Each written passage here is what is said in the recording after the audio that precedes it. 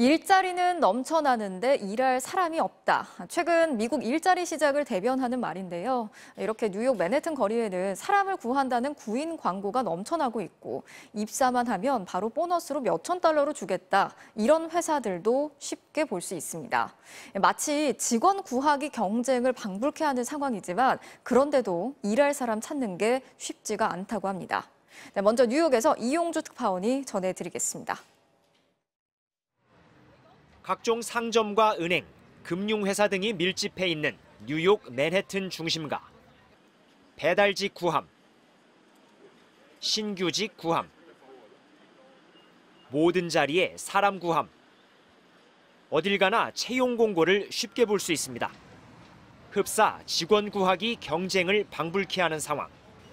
보다 과감한 제안도 눈에 띕니다.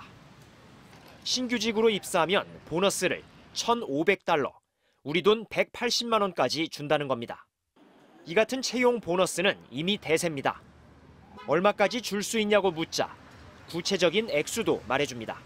When you're hired, there's a $1,000 bonus. After you're hired, after you complete the 3 weeks training, I believe you get it after the second month.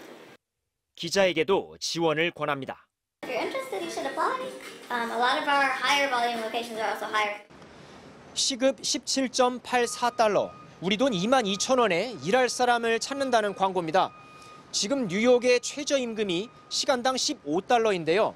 구인난이 워낙 심각하다 보니 이처럼 대다수의 업체들이 최저시급보다 높은 임금을 내걸고는 있지만 요즘 직원 구하기가 하늘의 별 따기라고 합니다. 뉴욕 바로 옆 뉴저지주의 한 주유소. 주유기 6대가 있지만 몰려드는 차량을 감당하는 건 직원 1명뿐입니다. At the same time, you're dealing with 4 or more than 4 or 5 cars. Yeah, sometimes 10 car. 10? Yeah. 뉴저지는 미국에서 유일하게 이른바 셀프 주유를 금지하고 있는 곳입니다. 줄을 서 있는 차량을 두고도 기름을 넣어줄 직원을 구하지 못하는 사장은 속이 탑니다. If my employee doesn't show up, who's going to work outside? You know, by the time I call the other guy, I have to lock off the pumps to get the other guy coming and relief. 일이 철저히 분업화된 세탁소는 한 명이라도 빠지면 운영을 할 수 없습니다. 직원 모시기 경쟁이 이렇게 치열했던 적은 없었습니다. 구인 광고를 내거나 어디다가 올려도 지인들에게 얘기를 해도 오는 사람이 별로 없어요. 항상 노심초사하죠. 하루하루 굉장히 걱정스럽게 혹시 내일 제가 안 나오면 어떡하나. 항상 그런 조마조마함이 있어요. 코로나19 때는 손님이 없어서 고민이었던 식당과 영화관들, 거리두기가 풀린 이후로 손님들이 다시 몰려들면서 이제 새로운 고민에 빠졌습니다. 일할 직원을 구하기가 너무 어렵다는 건데 어떤 사정인지 오상현 기자가 알아봤습니다. 거리두기 해제 후 식당과 카페 등은 다시 붐비기 시작했습니다. 하지만 몰려드는 손님을 응대할 종업원 수는 역부족입니다.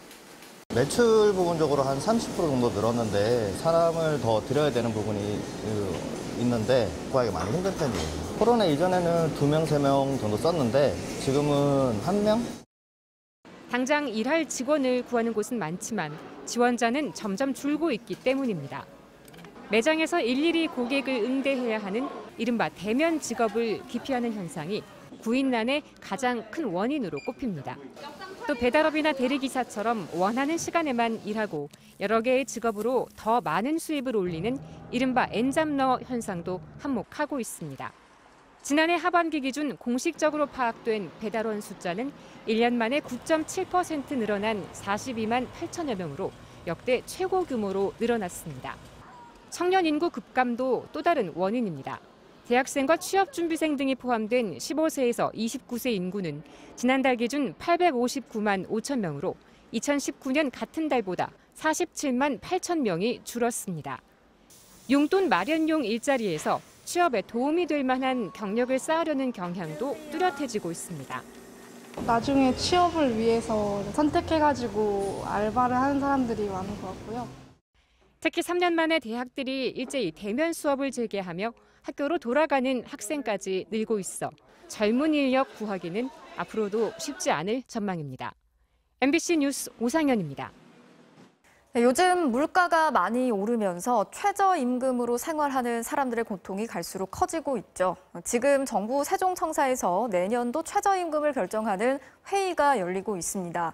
노동계는 최저 생계비 보장을 요구하면서 18% 인상안을 제시했고요. 사용자 측은 동결을 주장하고 있습니다. 배주환 기자가 취재했습니다. 내년도 최저임금 결정을 앞둔 오늘 양대 노총이 6년 만에 처음으로 함께 집회를 열었습니다. 천막 농성에도 돌입했습니다. 경제 위기의 책임도 자영업자들의 어려움도 고스란히 최저임금 탓으로 돌리고 있습니다. 최저임금은 죄가 없습니다. 최소한의 안전장치입니다.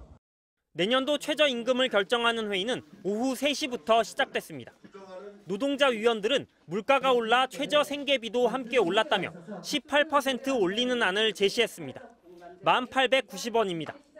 반면 사용자 위원들은 이미 최저임금이 지난 5년 새 40%나 올랐다며 9,160원 동결안을 제시했습니다. 최저임금을 받는 노동자들은 물가 때문에 생활이 안 되는 지경이라고 호소합니다. 하루 종일 해도 월급이 130만 원대입니다. 이게 말이 되겠습니까? 이걸 가지고 정말 생활이라는 걸 할 수 있겠습니까? 반면 소상공인들은 전기요금도 오르는데 최저임금까지 올리면 더 힘들어질 거라고 말합니다. 24시간 연중 무휴지 않습니까? 10,000원 이상 오르게 되면 단축 영업이라든지 뭐 이런 것까지도 생각을 해야 되고요. 최저임금을 올리면 중소기업과 소상공인들은 얼마나 힘들어질까? 인건비 비중이 상대적으로 높은 외식업의 경우 인건비가 차지하는 비중은 17% 정도입니다.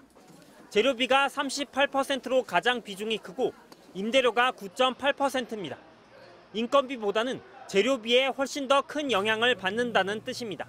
10% 미만 수준이라서 원자재 가격 인상의 효과에 비교한다면 최저임금에 미치는 영향은 사실은 그렇게 높지 않다. 최저임금 심의의 법정 기한은 내일입니다. MBC 뉴스 배주환입니다. 자, 이렇게 최저임금 인상이 진통을 겪고 있는 것과는 달리 지난해 사상 최대 실적을 냈던 대기업들은 줄줄이 임금을 크게 올리고 있습니다. 임금도 양극화가 점점 심해지고 있는 건데요. 이런 와중에 경제부총리는 임금 인상 자제론을 또 들고 나왔습니다. 김아영 기자가 전해드리겠습니다. 올해 임금 인상을 주도한 건 네이버와 카카오 같은 IT 대기업들입니다. 네이버는 작년에 매출 6조 8천억 원, 영업이익 1조 3천억 원을 기록했습니다. 카카오 역시 매출 6조 1천억 원, 영업이익 6천억 원을 기록했습니다. 두 기업 모두 사상 최대 실적입니다. 직원들의 보상 요구가 거세지자 임금도 크게 올려줬습니다. 네이버는 10%, 카카오는 15%, 두 자릿수 인상입니다. 삼성전자와 LG전자 같은 기존 대기업들도 인재를 빼앗기지 않기 위해 함께 임금을 올렸습니다. 두 기업 모두 9% 올렸습니다. 추경호 경제부총리는 오늘 대기업 CEO들을 만난 자리에서 또 임금 인상 자제론을 꺼냈습니다. 물가 상승에 기름을 끼얹을 수 있다는 겁니다. 그러면서 임금 격차 얘기도 했습니다. 대기업과 중소기업의 임금 격차를 더욱 확대시키고 또 중소기업 근로 취약계층의 상대적 박탈감도 키우고 있습니다. 결국 사회 갈등을 증폭시킬 우려도 있습니다. 하지만 임금 격차 해소 방법이 꼭 대기업 임금을 묶어놓는 방식이어야 하는지 비판이 나옵니다. 핵심 인력들이 한국에만 머무르지 않고 더 많은 다른 나라의 경쟁업체로 선택이 가능한데 그런 걸 정부 차원에서 과연 규제한다고 규제가 될지. 추 부총리는 대기업들이 임금 올리지 말고 그 돈으로 투자하라고 했습니다. 대기업들이 투자하면 다 잘 살 수 있다는 낙수 효과론입니다. 하지만 임금 격차 해소를 위한 또 다른 방법, 중소기업과 저임금 노동자들에 대한 대책은 언급이 없었습니다. MBC 뉴스 김아영입니다.